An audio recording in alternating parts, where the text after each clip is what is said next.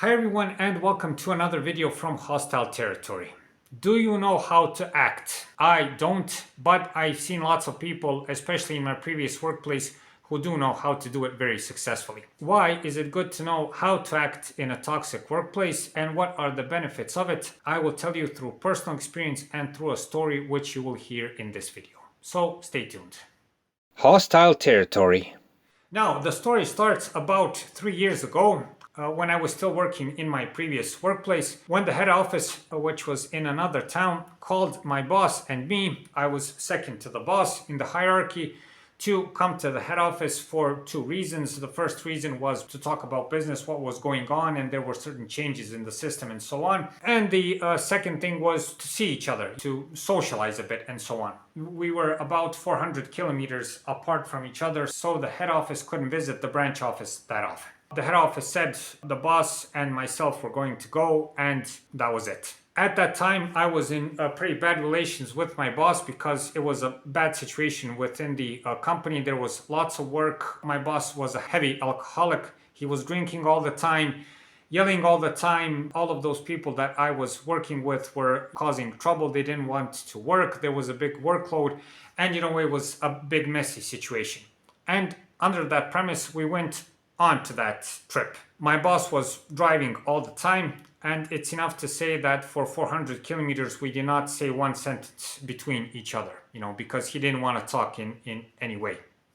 So there was total silence in the car. And, I was thinking to myself, well, when we get there, it's going to be, and this was pretty slimy of me. I thought that this is not bad because when we get to the head office and when they see him in that way and when they see his behavior, they'll perhaps get a better idea of what's going on in the branch office and what that person is in fact doing all the time. That he's drinking, that he's causing problems, that he's making the company a bad place to be, So I thought maybe it's not that bad.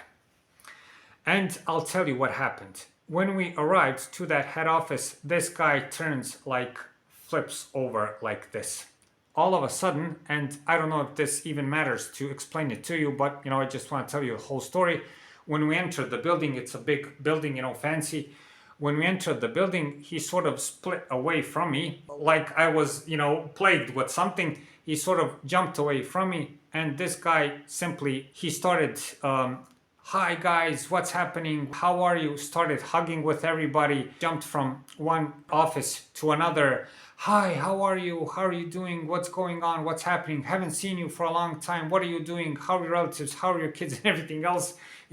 And he went jumping like that, like some sort of, I should say, some sort of maniac around the company. And I just stayed there behind him, watched all that, and I couldn't simply believe it. And then, I went behind him and started to, hi, how are you? What are you doing? And everything else in this sort of calm manner. But nobody really paid attention to me. Who they pay attention to is the boss. And you know what the reaction was of all of those people? Man, that's a cool guy. That's a really cool guy. That's a really cool person. And that is someone who I'd like to be with. And on the other side, I got this very vague and very sort of lukewarm attitude. Later, the supervisor took us to have lunch. And during this lunch, my boss was a whole different person. He was talking about work. He was talking about the job. He was talking about improvements. He was talking about how everything should be better and everything else, and he just swept the podium away. And I was simply surprised. And this guy hated the job. He hated the company. He hated what he did. He hated me. He hated the fact that he had to be there with me and everything else. When we were leaving, this guy handshaked everybody, I wish you all the best. Everything is great. Congratulations. It was this hype. And then the moment we got into the car, again, it's Dr. Jekyll and Mr. Hyde. This guy turns into the same old person that was in the branch office. And again, during the 400-kilometer trip, he didn't say one single thing. And that's the whole story. The point of this story is this.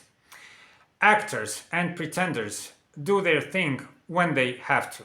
And because of that, they get highly recognized within the company.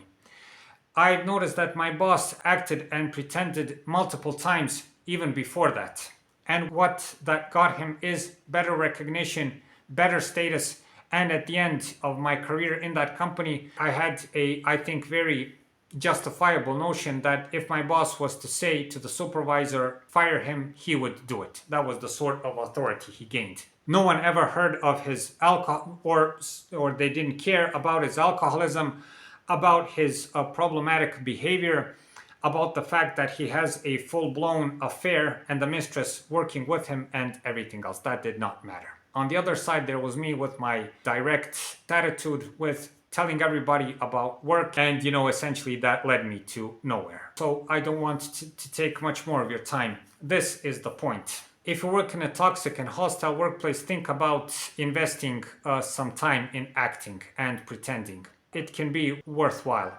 A person who had a serious alcoholism problem, a person who skipped work lots of times, a person who had a full-blown affair in the workplace and protected his mistress, a person who employed people because they were his favorites and everything else, managed to keep his job, managed to work in a boss position for over a decade, and there were no problems. So just think about it.